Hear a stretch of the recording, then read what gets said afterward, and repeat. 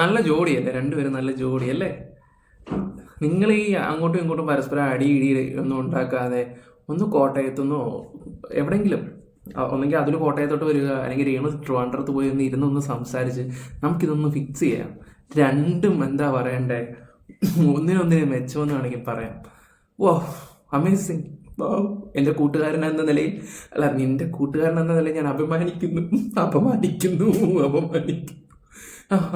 ചാട്ട് അമ്മയ്ക്ക് എന്നെ കൊണ്ടൊന്നും പറയിക്കരുത്. ഇവിടെ ഓരോ കാര്യത്തിന് വേണ്ടി ഇവിടെ കിടന്ന് ഓടിക്കൊണ്ടിരിക്കുക.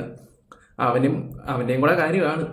എന്നിട്ട് അവനിരുന്ന് ഇവിടെ ഇരുന്ന് തുള്ളിച്ചാടുന്നു അവൻ്റെ തങ്കമ്മ.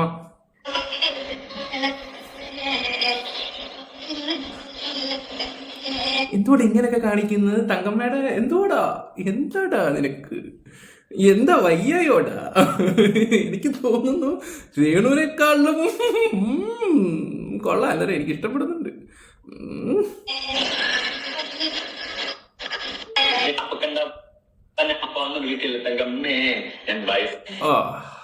അന്തസ്.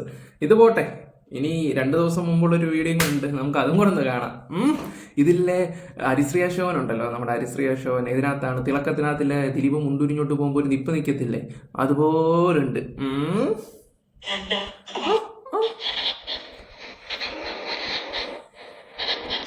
അതിച്ചിരി കൂടുന്നുണ്ട്, അതിൻ്റെയാണ് ഇപ്പൊ കിടന്ന് നെട്ടോട്ട് ഓടുന്നത്.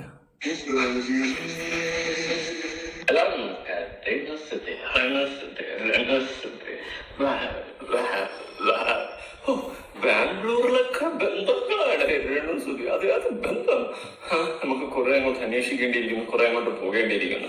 എന്തായാലും ആദ്യം നിങ്ങൾ രണ്ടുപേരും പരസ്പരം കാണുക, എന്നിട്ട് നിങ്ങൾ ബാംഗ്ലൂർ എവിടെയാന്ന് വെച്ചാൽ അപ്പോൾ അതായിരിക്കും നല്ലത്. ഇനി കള്ളക്കടത്തിലും അതിൽ ബ്ലോഗ്സും രേണും കൂടെ ആയിക്കോട്ടെ, അടിപൊളിയായിരിക്കും. എന്താണ് സ്റ്റെപ്പേ ഇവിടെ, എങ്ങനെ ഇതൊക്കെ നീ പെട്ടെന്ന് ക്യാച്ച് ചെയ്യുന്നടാ ഏടാ കള്ള. ഓക്കെ, ഇനി എന്നെ ഇഷ്ടമാണ്. എന്തായാലും നമുക്ക് എൻ്റെ വീഡിയോസും കാര്യങ്ങളൊക്കെ ഇഷ്ടപ്പെടുവാണെങ്കിൽ ഒന്ന് ലൈക്ക് അടിച്ച് ഹൈപ്പ് കൊടുത്ത് ആ അടിയിലൊരു നല്ലൊരു കമൻറ്റ്, എന്ത് തോന്നുന്നുണ്ട് നിങ്ങൾക്ക് ഈ ഒരു കമൻറ്റ് ചെയ്യുക. അതിൻ്റെ ഈ ഡാൻസിനെ കുറിച്ച് അതും കൂടെ ഒന്ന് അഭിപ്രായപ്പെടുത്താൻ കേട്ടോ. ചാനൽ ആദ്യമായിട്ട് കാണുന്നവരൊന്ന് സബ് ചെയ്തേക്കുക, നമ്മൾ താഴ്മയായി അപേക്ഷിക്കുന്നു. പിന്നെ ഈ കൃഷ്ണകുമാറിൻ്റെ മോഡൽ വീഡിയോ ഞാൻ ഇന്നലെ ചെയ്തിട്ടുണ്ടായിരുന്നു. ഓക്കെ, അപ്പോൾ എല്ലാവരും പറയുന്നൊരു കാര്യം എന്താണെന്ന് വെച്ചാൽ ഇത് സബ്സ്ക്രിപ്ഷനകത്ത് വന്നൊരു വീഡിയോ ആണ്, ഒരിക്കലും അല്ല ഇത് സബ്സ്ക്രിപ്ഷനിൽ വന്നൊരു വീഡിയോയും കാര്യങ്ങളൊന്നും അല്ല. അത് വർക്കൗട്ട് ചെയ്യുന്നതിൻ്റെ വീഡിയോ, പിന്നെ ഡാൻസ് കളിക്കുന്നതിൻ്റെ വീഡിയോ, ഒന്നെങ്കിൽ സ്നാപ്പിലോ കാര്യങ്ങൾ ഇട്ടതാണ്. എല്ലാവരും സബ്സ്ക്രിപ്ഷനിലാണെന്ന് തെറ്റായിട്ടുള്ള കാര്യങ്ങളാണ് പുറത്ത് വിട്ടുകൊണ്ടിരിക്കുന്നത്. ആ പാടെ അതിനകത്തങ്ങാണ്ട് 300 എങ്ങാണ്ട് സബ്സ്ക്രിപ്ഷനേ ഉള്ളായിരുന്നു, 299 രൂപ എങ്ങാണ്ടേ ഉള്ളായിരുന്നു. അത് ഇന്ന് രാവിലെ ആയപ്പോഴത്തേക്ക് അത് 10,000 1500 ആയി. സബ്സ്ക്രിപ്ഷൻ്റെ റേറ്റ് ഉച്ചങ്ങ് 399 ആക്കുകയും ചെയ്തു. 390. അത് വർക്കൗട്ട് ചെയ്ത വീഡിയോ ആണ്. വർക്കൗട്ട് ചെയ്ത് നോക്കുമ്പോൾ എൻ്റെ ആപ്സിൻ്റെ കാര്യങ്ങളൊക്കെയാണ് അത് നോക്കുകയൊക്കെ ചെയ്തത്. ഇപ്പം നോർമലി അത് കാണുമ്പോൾ എല്ലാവർക്കും അത് മനസ്സിലാക്കുന്ന ഒരു കാര്യങ്ങളാണ്, പക്ഷേ അത് തെറ്റായിട്ടുള്ള രീതിയിലാണ് പോകുന്നത്. പിന്നെ കുറേ ആൾക്കാർ പറയുന്നുണ്ട് എന്തുകൊണ്ട് അതിനെ കുറ്റം പറയുന്നില്ല എന്നുള്ള രീതിയിലാണ്. പണ്ട് മുതൽ ഇതൊക്കെ കണ്ടിടേ, ഇതിങ്ങനെ തന്നെയാണ് നിരന്തരം ഇട്ടുകൊണ്ടിരിക്കുകയൊക്കെ ചെയ്യുന്നവർ. അതിനോട് പിന്നെ പറഞ്ഞിട്ട് നമുക്ക് കാര്യമില്ല. പറഞ്ഞാൽ മനസ്സിലായോ? അപ്പം കുറേ ആൾക്കാരോട് നിനക്കൊന്നും നിലപാടില്ല, അതാണ് മറ്റേത് മറിച്ചതാന്ന് പറയാം. ഞാനിവിടെ രേണുവിൻ്റെ സംസാരിച്ചത് എന്താണ്, ഈ പറയുന്ന സുധിയുടെ പേരും പറഞ്ഞിട്ട് വന്നിട്ട് നന്മമരം ചെമയുന്ന ഒരു വ്യക്തിയെ കുറിച്ചാണ് നമ്മൾ എക്സ്പോസ് ചെയ്തത്. പറഞ്ഞ് മനസ്സിലാക്കും. ഇവരുടെയൊക്കെ ഫാമിലി വ്ളോഗ് എടുത്ത് നോക്കുമ്പോൾ തന്നെ നിങ്ങൾക്ക് മനസ്സിലാക്കാൻ പറ്റും. നമ്മളത് പണ്ട് തഴഞ്ഞിട്ടതാണ്. പിന്നെ അതിനെ പിന്നെ പറഞ്ഞിട്ട് കാര്യമില്ല. ആ ഒരു രീതിയിൽ അങ്ങ് വിട്ട് കളഞ്ഞാൽ മാത്രം മതി. ഓക്കെ, ഇനി നമുക്ക് കുറച്ച് വോയിസും കാര്യങ്ങളൊക്കെ കിട്ടിയിട്ടുണ്ട്. പിന്നെ അത് മാത്രമല്ല, നെഗറ്റീവ് കമൻറ്റുകൾ വേണ്ട തങ്കമ്മേ. കലാഭമണിയുടെ പാട്ടിന് രേണുസുധിയുടെ ഡാൻസിൻ്റെ കമൻറ്റ് ബോക്സ് പൂട്ടാൻ കാരണം ഇതാണ്. ഓക്കെ, അങ്ങനെ എൻ്റെ പൊന്നോ, ഈ പറയുന്ന സജന വ്ളോഗ്സിൻ്റെയും സജനയുടെയും പിന്നെ നമ്മുടെ ശ്രീതു രേണുവിൻ്റെയൊക്കെ പുതിയൊരു ഷോർട്ട് ഫിലിം അങ്ങോട്ട് ഇറങ്ങാൻ പോകുന്നുണ്ട്. എൻ്റെ പൊന്നോ, നമുക്കതിൻ്റെ ട്രെയിലർ ഒന്ന് കണ്ടിട്ട് വരാം. പിന്നെ ഒരു വോയിസ് ഉണ്ട്, ഇമ്പോർട്ടൻ്റ് ആയിട്ടുള്ള ഒരു വോയിസ് ആണ്, നമുക്ക് അതിനെക്കുറിച്ച് ഒന്ന് സംസാരിക്കാം.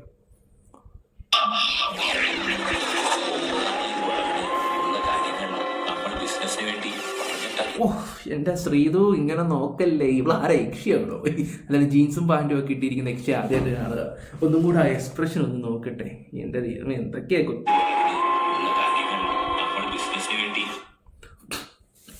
ചിരിപ്പിക്കില്ലേ, നോക്കുന്ന നോട്ടം കണ്ടില്ലേ? ഇതിലെ പഴയില്ലേ, എന്താ പറയണ്ടേ, ഇതിലെ 2008 ഡ്രസ്സൊക്കെ ഇട്ടുകൊണ്ട് നടക്കുന്നതായിട്ട് തോന്നുന്നുണ്ട്. എന്തായാലും ഗുണ്ടയാണോ യക്ഷിയാണോ? കണ്ടിട്ട് യക്ഷിയാണെന്ന് തോന്നുന്നു. പക്ഷേ ഇപ്പൊ എന്തോ സത്യം ഉണ്ടെന്ന് എനിക്ക് തോന്നുന്നു.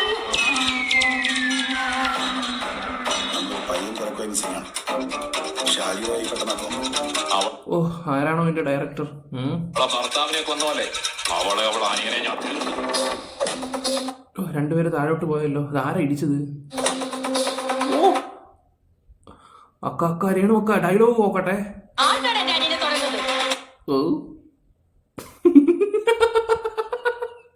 ഡയലോഗ് കൊള്ളാം. ഒരു എക്സ്പ്രഷൻ ഇടുന്നത് ആരാ? സജന ബ്ലോഗ്സ്. ഭയങ്കര എക്സ്പ്രഷനാ. ഒന്നുകൂടെ നോക്കിയല്ലോ എക്സ്പ്രഷൻ.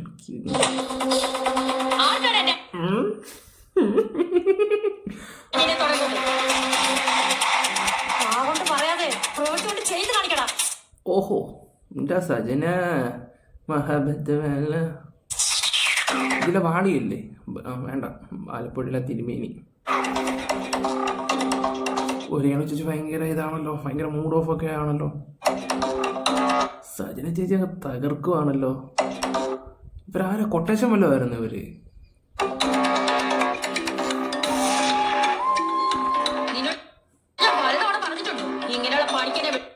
ഇതാ രേണുവിന്റെ കൂടെയുള്ള പെണ്ണല്ലേ, മറ്റേ ഇല്ലേ ഈ പോലീസുകാരായിട്ട് അഭിനയിച്ചത്.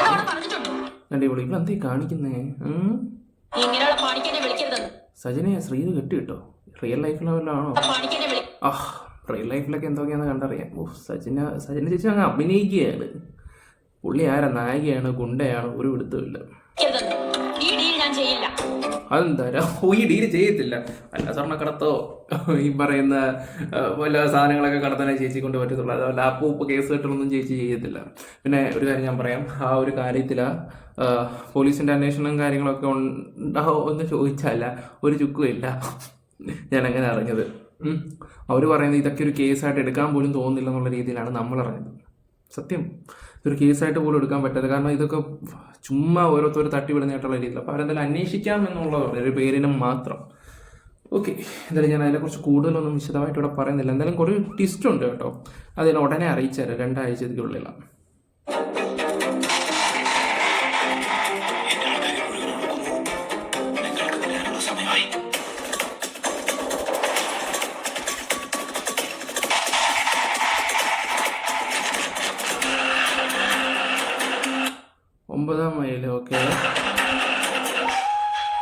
ഓക്കെ, എന്തായാലും ഇതിൻ്റെ റിലീസ് 10-ാം തീയതിയാണെന്ന് അറിഞ്ഞേക്കുന്നത്. നമുക്ക് എന്തായാലും വരുമ്പോൾ നോക്കാം. ഇതിനകത്ത് ഇനി എന്തൊക്കെ തേങ്ങ ചെയ്ത് വെച്ചിട്ടുണ്ടെന്ന് കണ്ടറിയാം.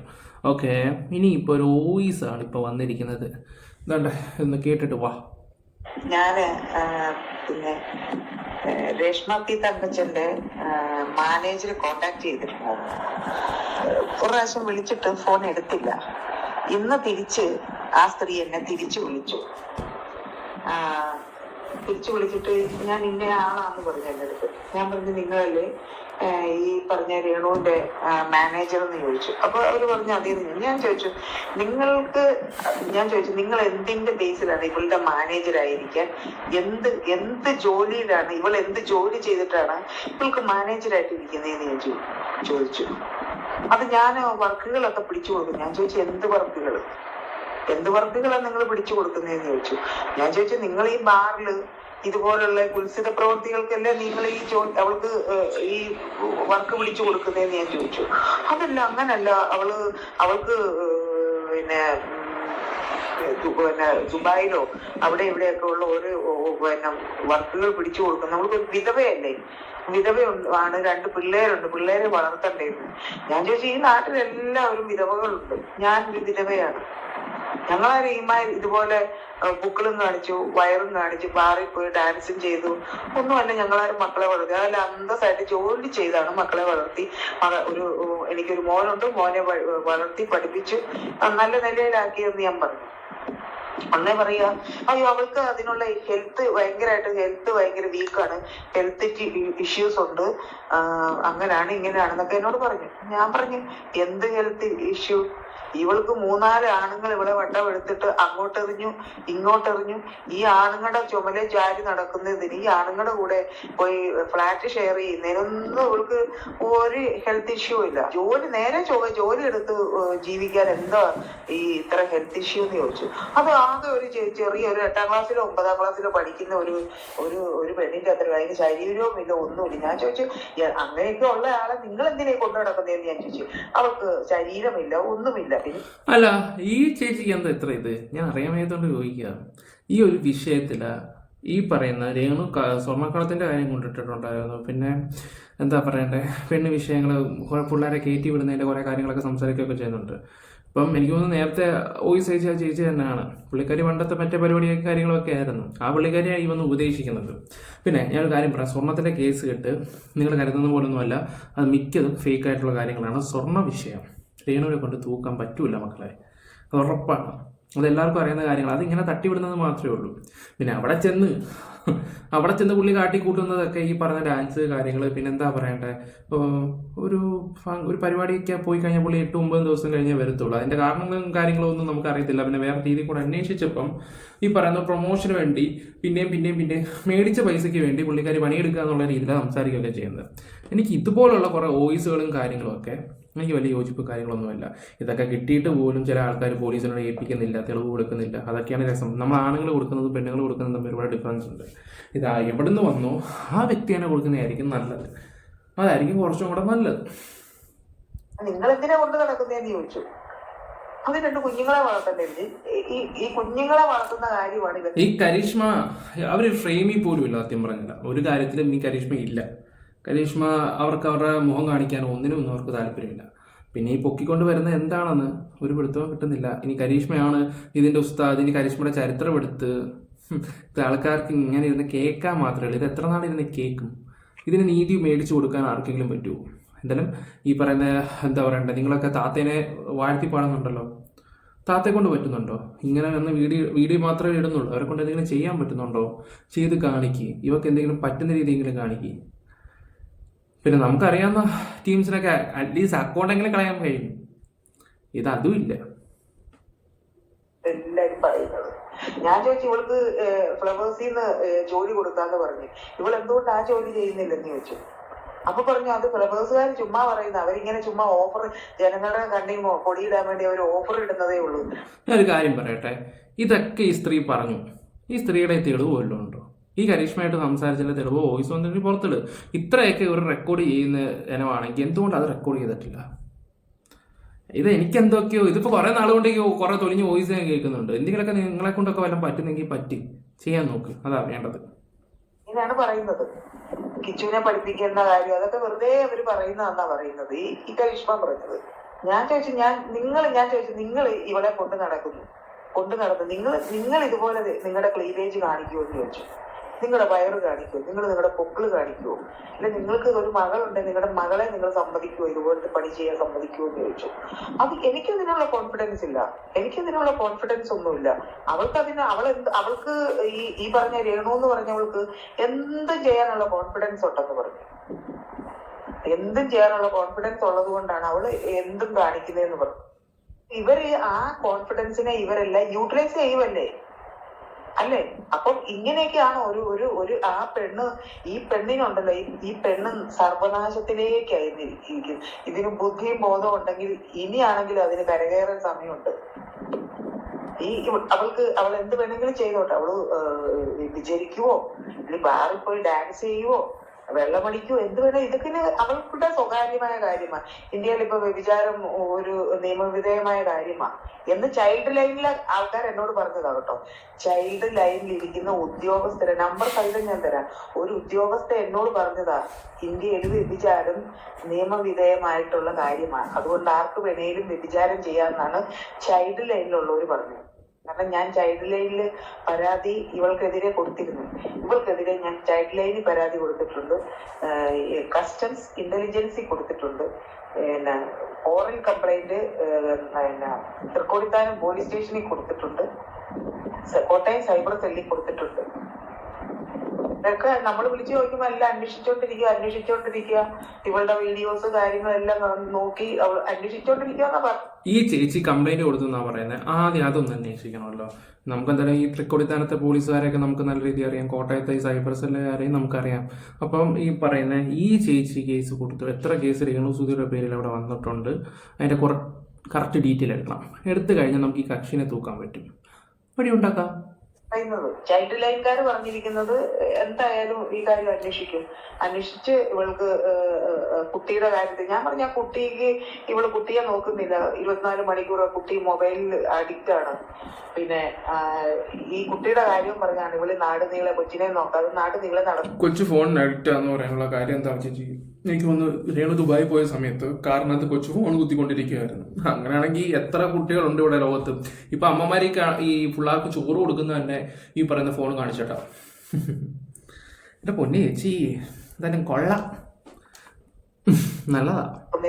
അവര് അന്വേഷിക്കാന്ന് പറഞ്ഞിട്ടുണ്ട്. പക്ഷെ അവര് പറയുന്നത് ഒരു സർക്കാർ ഞാൻ രേണുവിനെ സപ്പോർട്ട് ചെയ്ത് സംസാരിക്കുന്നില്ല. ഇനി അങ്ങനെയുള്ള കമന്റ്സും കാര്യങ്ങളൊന്നും ആരും ദൈവം ചെയ്തിട്ടൊന്നും ചെയ്യലേ. ഓൾറെഡി എനിക്ക് ഞാൻ പറയില്ല, ചില കാര്യത്തിൽ അവർക്ക് സപ്പോർട്ട് ചെയ്ത് കഴിഞ്ഞപ്പോൾ പിറ്റേന്ന് വന്നപ്പോൾ എന്നെ ആയിരുന്നു തെറി വിളിച്ചിരിക്കുമ്പോൾ ചില കാര്യത്തിലാണ്. കാരണം എന്ന് വെച്ചാൽ അവരുടെ ഭാഗത്ത് ന്യായമുണ്ടായിരുന്നു. ആ ഡയറക്ടറിന്റെ വിഷയത്തിലാണെങ്കിലും കുറച്ച് ന്യായങ്ങളും കാര്യങ്ങളും ഉണ്ടായിരുന്നു. ഇപ്പോൾ പല യൂട്യൂബേഴ്സും അത് പറയുന്നുണ്ട്, ന്യായം ഉണ്ടായിരുന്നു. ആ കാര്യം എന്ന് വെച്ചാൽ അവനെ പോലെ ഒരു ഫ്രോഡ്, ഇവളെന്തായാലും ഊടായ്പാന്ന് നമുക്കറിയാം, എല്ലാം കൂടി ഇവിടെ തലയിട്ടിട്ട് ആ ഫ്രോഡ് രക്ഷപ്പെടുമായിരുന്നു. അവനങ്ങനെ രക്ഷപ്പെടാൻ പാടില്ലായിരുന്നു. അത് ചില ആൾക്കാരുടെ വീഡിയോസൊക്കെ കണ്ട് വിശ്വസിക്കുന്ന കുറേ മണ്ടരായിട്ടുള്ള ജനങ്ങളുണ്ടായിരുന്നു. അതൊന്നും പറഞ്ഞിട്ട് കാര്യമില്ല. നമ്മളെന്തെങ്കിലും ഒരു സത്യത്തിനോട് നിന്ന് കഴിഞ്ഞാൽ അപ്പം നമ്മൾ കാശ് മേടിച്ച് മറ്റേത് ഇത് മറിച്ചത് എന്ന് നിങ്ങളെ നാട്ടുകാരെന്നെ പറയും. സ്ത്രീ പറയാമോ വ്യഭിചാരം ഇന്ത്യയിൽ നിയമവിധേയമാണെന്ന്? ഇതൊക്കെയാണോ എന്തോ ഇതൊക്കെ ഉദ്ദേശിക്കണേന്ന് എനിക്ക് മനസ്സിലാവുന്നില്ല. പിന്നെ അങ്ങനെ ഉണ്ടെ പിന്നെ വ്യഭിചാരത്തിന് എന്തിനാ ഇവര് പോലീസുകാർ കേസെടുക്കുന്നു? ഓരോരുത്തരും എവിടെയെങ്കിലും ഒക്കെ ഇട്ട് പിടിക്കപ്പെട്ട് കഴിയുമ്പോൾ വ്യഭിചാരത്തിന് കേസെടുക്കുന്ന എന്തിനാ? റൂള് മാറിയതൊന്നും ഈ ചേച്ചി അറിഞ്ഞില്ലല്ലേ? പരസ്പര സമ്മതത്തോടെ ആർക്ക് വേണമെങ്കിലും എവിടെ ഇട്ട് വേണമെങ്കിലും എന്ത് വേണമെങ്കിലും ആവാം. പോലീസിന് പിടിക്കാനുള്ള അധികാരവും കാര്യങ്ങളൊന്നും ഇല്ല. ഇപ്പം വേറെ മാറി, റൂളൊക്കെ മാറി, നിയമമൊക്കെ മാറി. ഇതൊരു മനുഷ്യരും അറിഞ്ഞിട്ടില്ല. ഇതൊന്നും ആരും അപ്ഡേറ്റ് ചെയ്യുന്നില്ലതേ ഉള്ളൂ. എവിടെ ഇട്ട് പിടിച്ചെന്നായി പറയുന്നത്? ഇപ്പം ലോഡ്ജിലിട്ട് പൊക്കി അങ്ങനെയുള്ള കാര്യങ്ങളൊക്കെ വല്ല വരുന്നുണ്ടോ? ലോഡ്ജിൽ ഇപ്പോൾ ഒരു ചെറുക്കനെ പെണ്ണിനെ ഇന്ന സാഹചര്യത്തിൽ കണ്ടു പിടിച്ചു അങ്ങനെയുള്ള സിംഗിൾ ആയിട്ടുള്ള എന്തെങ്കിലും കേസ് വരുന്നുണ്ടോ? പിന്നെ ചില സ്പാ പോലുള്ള സ്ഥലങ്ങളിലൊക്കെ ഇങ്ങനെ പരിപാടികൾ ഉണ്ടെന്നൊക്കെ പറയുന്നുണ്ട്, അതൊക്കെ. അല്ലാതെ എവിടെന്നെങ്കിലും ഒരു ചെറുക്കനെയും പെണ്ണിനെ ഇങ്ങനെ പൊക്കിയായിട്ടോ എല്ലാം ചേച്ചി കേട്ടിട്ടുണ്ടോ? നിയമങ്ങളൊക്കെ മാറി.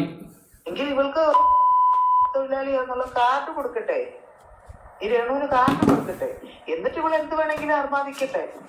ഇവളെന്തിനാ ഈ സോഷ്യൽ മീഡിയയിൽ വന്ന് ഈ മാതിരി കോപ്രായങ്ങൾ മുഴുവൻ കാണിക്കുന്ന എന്ത് കാര്യത്തിനാ? അവൾക്ക് അവിടെ സ്വകാര്യതയുണ്ട്. ഈ സോഷ്യൽ മീഡിയ 8-10 ചാനലുകാരുണ്ട്. അതിലൊരു ചാനലുകാരിൽ ഒരുത്തീനെ ഞാൻ വിളിച്ചിട്ട് അവളോട് ഞാൻ ചോദിച്ചു, നിനക്കൊന്നും ഒരു പണിയില്ലെന്ന് ഞാൻ ചോദിച്ചു. ഞങ്ങൾക്ക് റീച്ചല്ലേ വേണ്ടതെന്ന്. അവള് പറഞ്ഞ അതാ, എല്ലാവർക്കും റീച്ചാണ് വേണ്ടത്. ആ പെണ്ണിന്റെ ഭാവിയല്ല, ആ പെണ്ണിനെ ഒരു ബുദ്ധി പറഞ്ഞു കൊടുക്കാൻ ആരുമില്ല. അതിന് അല്ല, നിങ്ങൾ ആരുടെ ഇത് പറഞ്ഞു കൊടുത്തത്? ഈ ബുദ്ധി ഈ ചേച്ചി ആരുടെ ഈ ബുദ്ധിയൊക്കെ പറഞ്ഞു കൊടുക്കുന്നേ? അവര് വിട്ടിട്ട് എന്താ ഉപദേശിച്ചാണോ കൊടുക്കുന്നത്? അല്ലല്ലോ, തന്തയ്ക്കും തളയ്ക്കും വിളിയല്ലയോ. എല്ലാം ചെയ്യുന്ന എന്തിനാ? ഒരു കാര്യം ഞാൻ പറയും, വോയിസ് ഇടുന്ന ചേച്ചിയുടെ എന്താ പറയണ്ടേ, ഇതായിരിക്കും എൻ്റെ വോയിസ് ആണ് ഇത്ര ആൾക്കാർ കേട്ട് എന്നുള്ളൊരു ക്രെഡിറ്റേ ഉണ്ടാകത്തുള്ളൂ. മറ്റൊരു പൈസ ഉണ്ടാക്കിക്കൊണ്ട് അങ്ങ് പോകും. മനസ്സിലായോ? രേണു സുധിയുടെ കോണ്ടന്റ് എന്ന് പറഞ്ഞാൽ അത്യാവശ്യം റീച്ച് ഉണ്ട്, അത്യാവശ്യം നല്ല ഏണിങ്സ് കിട്ടും. പറഞ്ഞു മനസ്സിലായോ? അതാണ് രേണുവിൻ്റേത്. അത് ഓരോ വ്യക്തികൾ എടുത്തിരുന്നതിൻ്റെ മെയിൻ റീസൺ. നിങ്ങൾ ഓരോരുത്തരുടെ ചാനൽ എടുത്ത് നോക്കി ഇത് മാത്രമേ ഉള്ളൂ കോണ്ടന്റ്. എൻ്റെ സെക്കൻഡ് ചാനലിൽ ഇതായിരുന്നു കോണ്ടന്റ്. ഞാനിപ്പോൾ നല്ല പൊളിറ്റിക്സാണ് ചെയ്യുന്നത്. ഇന്നലെ കൃഷ്ണകുമാറിൻ്റെ മോഡൽ ചെയ്തപ്പോൾ രേണുവിൻ്റെ കുറച്ച് ഇത് ചെയ്ത് ഇന്ന് ഞാൻ ചെയ്തു. ഞാൻ പെതുക്കെ ഈ കേസായിട്ട് കുറച്ച് വരുത്തും. പെതുക്കെ കുറച്ച് ഞാനിത് പൂർണ്ണമായിട്ട് നിർത്തും. പിന്നെ അന്ന് ഞാനിത് സംസാരിക്കാനുള്ള റീസൺ എന്ന് വെച്ചാൽ അതുലിനെ തെറി പറഞ്ഞിട്ടുണ്ടായിരുന്നു. ഒരുത്തിൻ്റെ അടുത്ത് വിളിച്ചിട്ട് ഒരു കൊട്ടേഷൻ കൊടുത്തിട്ടുണ്ടായിരുന്നു അതുലിനെതിരെ. അന്ന് മുതലേ വൈരാഗിയായിരുന്നു. അതിന് ഞാനൊരു 3 ആഴ്ച മുമ്പ് വരെ ഞാൻ വീഡിയോ ചെയ്തിട്ടുള്ളായിരുന്നു. 3 ആഴ്ച ഞാൻ ചെയ്തിട്ടില്ലായിരുന്നു. അതുലിൻ്റെ വിഷയം വന്നപ്പോഴാണ് ഞാൻ പിന്നെ ചെയ്യാൻ തുടങ്ങിയത് തന്നെ. പിന്നെ ഇവരൊക്കെ ചുമ്മാ വന്ന് സംസാരിക്കുക കേട്ടോ. ഇതൊക്കെ വിവരക്കേടാണ് ഇവരൊക്കെ. ഇവരാരാന്ന് വെച്ചാൽ നിങ്ങൾ എന്നെ ഒന്ന് കോൺടാക്ട് ചെയ്യും, ഞാൻ കുറച്ച് ചോദ്യങ്ങൾ അങ്ങോട്ട് ചോദിക്കാം. ബുദ്ധി പറഞ്ഞു, നല്ല ബുദ്ധി പറഞ്ഞു കൊടുക്കാനായിട്ട് ഈ പറഞ്ഞത് ചിന്നക്കട അല്ലെങ്കിൽ ഈ പറഞ്ഞ ഇങ്ങനെയുള്ള ആരും ബുദ്ധി പറഞ്ഞു കൊടുക്കാനില്ല, നന്മ പറഞ്ഞു കൊടുക്കാൻ ആരുമില്ല. എല്ലാവർക്കും അവരുടെ പൈസ മതി. ഞാൻ പറഞ്ഞു, ഞാനത് നമ്മള് അതാത് അതോറിറ്റി ഇനി ഇവളുടെ പോക്കും വരവും ഒക്കെ പോലീസുകാര് അല്ലെങ്കിൽ പോലീസുകാരെന്നല്ല എയർപോർട്ടിലെ ഉദ്യോഗസ്ഥരും എല്ലാവരും ചെക്ക് ചെയ്താണ് എനിക്ക് ഇനി അവളുടെ വരവും പോക്കും ഒക്കെ. ഇവള് പണ്ടത്തെ പോലെ സ്വർണ്ണം ഇവിടെ കൊണ്ടുവന്ന് ചെറുത്തി മേടിച്ചു തന്നാന്ന് അനിയത്തി മേടിച്ചു തന്നാന്നൊന്നും പറയാൻ പറ്റത്തില്ല. 1 പവൻ കൊണ്ടുവന്നാലും അത് ഇട്ടോണ്ട് പോകുന്നതല്ലാതെ ഇങ്ങോട്ട് തിരിച്ച് പുതിയത് ഇട്ടോണ്ട് വന്നാൽ അതിന് ചോദ്യം ഉണ്ടാവും. നമുക്ക് കാണാം എത്രത്തോളം ഇങ്ങനെ പോകുന്ന അറിയണേ. നാട്ടുകാരെ എല്ലാവരും വെല്ലുവിളിച്ച് എത്രത്തോളം പോകുന്നു നമുക്ക് നോക്കാം. ആ ചേച്ചി കൊണ്ട് ചെയ്യുന്നതൊക്കെ ചേച്ചി ചെയ്യും, അതായിരിക്കും നല്ലത്. ഞാൻ എന്താ പറയട്ടെ, ഇതുപോലുള്ള വോയിസ് കാര്യത്തിനോട് ഞാൻ യോജിപ്പില്ല. കാരണം വന്നിരിക്കുന്നത് ഇപ്പം ആദ്യമൊക്കെ ഓക്കെ, പിന്നെ പിന്നെ ഒരുപാട് കള്ളങ്ങളാണ് വന്നുകൊണ്ടിരിക്കുന്നത്. ഒരുപാട് കള്ളങ്ങൾ വരുന്നുണ്ട്, നിങ്ങൾക്ക് അറിയാത്തതുകൊണ്ടാണ്. ഞങ്ങളൊക്കെ ആ സമയത്ത് ഇവരെ തപ്പിയെടുക്കേണ്ട കാര്യങ്ങളെല്ലാം സോഷ്യൽ മീഡിയ വന്നു കഴിഞ്ഞു. അതിപ്പം ഞാനും അതിലൊക്കെ ഒരുപാട് കേസുകെട്ടുകൾ കൊണ്ടുവന്നിട്ടുണ്ടായിരുന്നു. ഇപ്പം വരുന്നത് ഇവരെ വെച്ച് മുതലാക്കാൻ വേണ്ടി മാത്രം. സ്വർണ്ണക്കടത്ത്, അത് ഇത് മറ്റേത് മറിച്ചതൊക്കെ. രേണു ഇവിടെ ഡബിൾ മീനിങ് പറഞ്ഞതിന് കൊണ്ട് കേസ് കൊടുത്ത ടീമുകളുണ്ട്. എന്തുകൊണ്ട് ഇതിനെക്കുറിച്ച് ചെയ്തില്ല? കുറെ കോമഡി പീസുകളായിട്ട് അങ്ങ് വരും. അപ്പം നിങ്ങളുടെ അഭിപ്രായങ്ങൾ കമന്റ് ബോക്സിൽ രേഖപ്പെടുത്തുക. Bye, love you all guys.